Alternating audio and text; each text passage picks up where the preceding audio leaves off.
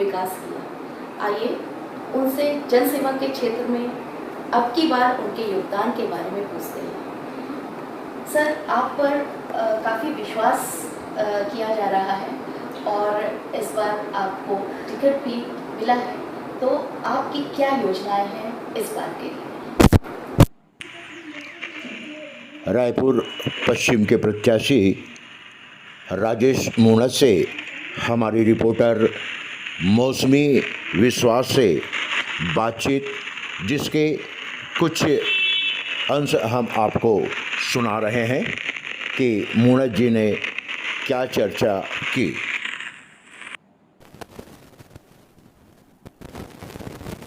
दोनों को एक कार्य योजना बना करके उसके लिए आगे बढ़े। लोग आएंगे जाएंगे, शहर यहीं रहेगा। ये शहर मेरा आपका है। इस शहर को जो हमने संवारने का काम किया था, 5 साल में शहर को उजाड़ करके चारों तरफ डस्ट है, चारों तरफ खुदा हुआ पड़ा है शहर। विवेक अरबी से शहर के अंदर कब्जे को बचा। जब इस शहर के राजधानी के रूप में आपने विकसित किया तो राजधानी के रूप में दिखना चाहिए। 5 साल में सरकार ने कोई काम ऐसा नहीं किया जो रायपुर के विकास की दृष्टि से उचित लगे। ना कोई रोड बनी नहीं, ना कोई फ्लाईओवर बना, ना कोई अंडरब्रिज बना, ना कोई नया अस्पताल खुला, ना नया कोई कॉलेज खुला, ना कोई गार्डन बना। यहाँ तक कि ये स्थिति हो गई कि जो काम किए हुए थे उस काम को भी पूर्ण नहीं कर पा रहे। यही नहीं, वो पुताई तक नहीं कर पा रहे। शहर के जो बड़े कुछ अच्छी जगह जो बनी थी, जिन जगह को मेंटेनेंस करना होता, तो बहुत दुख के साथ कहना पड़ता है कि राजधानी का मंत्रालय नया रायपुर में है, वहाँ पर पपड़ी निकलना चालू हो गई, उसका मेंटेन नहीं कर पा रहे, पुताई नहीं कर पा रहे। तो ये तो स्थिति शहर के बर्बाद करके रखे।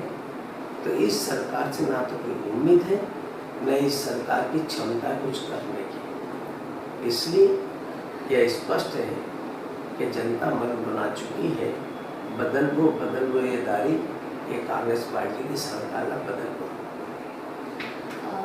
मूणत जी, बघेल जी का कहना है कि अब की बार अगर फिर से उनकी सरकार आएगी तो किसानों का कर्जा माफ करेगी। इस पर आप कुछ प्रकाश डालेंगे?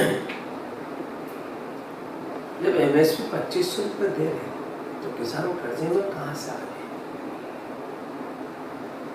आपने तो वादा किया पिछली बार भी कि भारतीय जनता पार्टी ने अगर बोनस नहीं दिया तो मैं दूंगा। आपकी सरकार जारी है तो पुराना 2 साल का बोनस क्यों नहीं देगा? वो तो दे नहीं पाए। आप 2500 रुपये में धान खरीदते हैं, 2100 रुपया करीब केंद्र सरकार दे रही है। जब 1700 से खरीदी चालू की थी, 300 की डंडी तो बची गई। ये कहाँ गया वो पैसा? दूसरा, आपने कहा 15 क्विंटल धान प्रति एकड़ खरीदना है, उसके अंदर 30% खरीद, तो आप जाकर के कहीं ना कहीं उसकी मेल और इसके नाम पे काट देते हैं, तो पूरा धान कहाँ खरीदते? आप तो खाली शब्दों के जाल में जनता को गुमराह करने का काम कर रहे हैं। जब MSP आप कहते हैं कि मैंने बढ़ा दी है, खुशहाली ला दी है सभी किसानों के अंदर, तो कर्ज से किसान कहाँ डूब रहा है ये समझाने के लिए। इसलिए सिर्फ घोषणावीर मुख्यमंत्री हैं, लगातार घोषणाएं करते जा रहे हैं।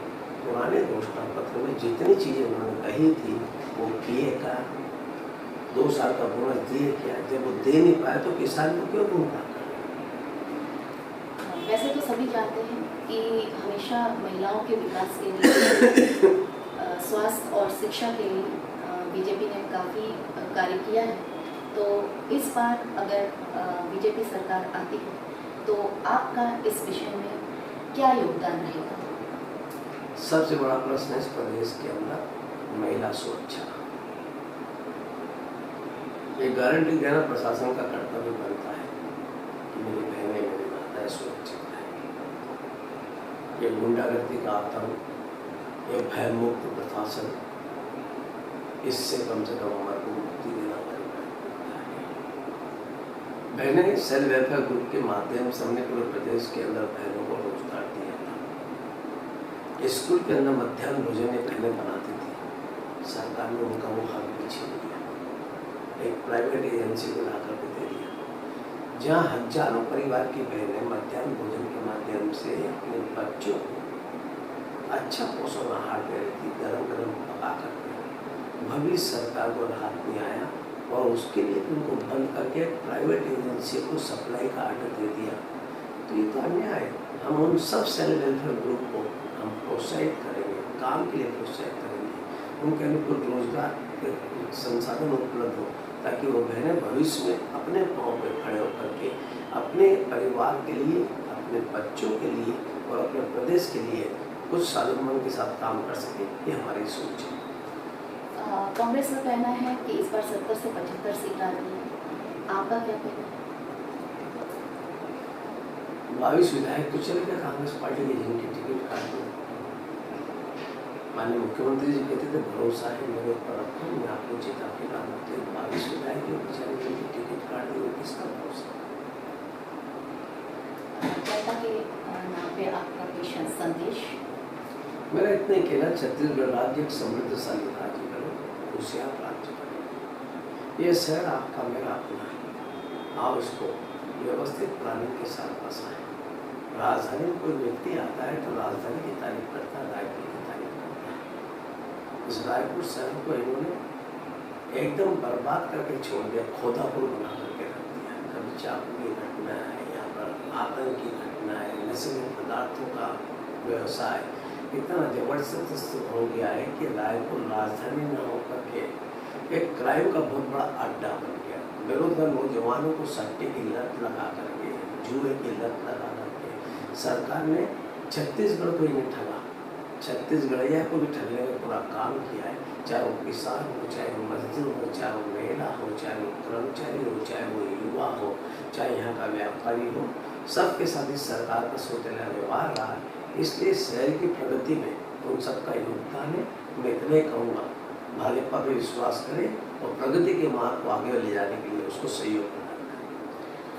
तो ये राजेश मूणत जी, और आपने देखा कि उन्होंने क्या क्या योजनाएं रखी हैं और अपने ड्रास्टिक डेवलपमेंट के लिए हमेशा जाने जाते हैं, और हम उनके अच्छे भविष्य की कामना करते हुए शुभकामनाएं देते हैं। राजेश मूणत जी, आपका बहुत बहुत धन्यवाद। धन्यवाद जी। Okay, yes, Rolls.